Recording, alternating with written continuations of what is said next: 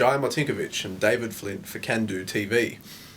Some time ago we held a meeting about the situation in Syria, and since we've held that meeting there's been several developments, and of course the situation presently is much worse. David, tell us a little bit about this. Well, the obvious organ which should be dealing with this is the Security Council of the United Nations, but the Security Council is impotent because the Russians and Chinese are protecting Bashar al-Aassad and they're allowing him to continue in his murderous way. We're not sure that he would necessarily be succeeded by someone who is better than he. The extraordinary fact is that the Australian government, which obviously couldn't do anything by itself, is spending an enormous amount of time and money trying to get a temporary seat on the Security Council. They've earmarked 23 million for this.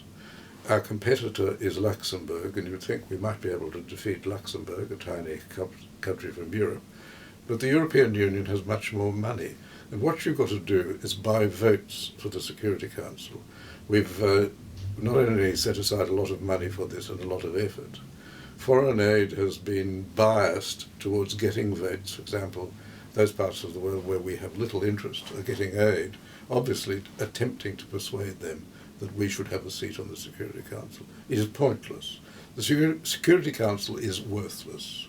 It can only act if the five great powers agree on something, and if they agree on something, they don't need the Security Council to do it.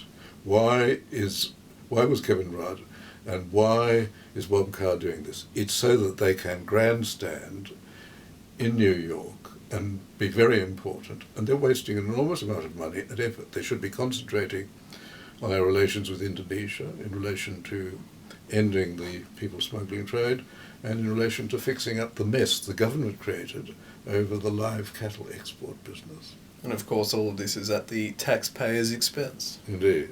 Most concerning. Until next time, this is Can Do TV.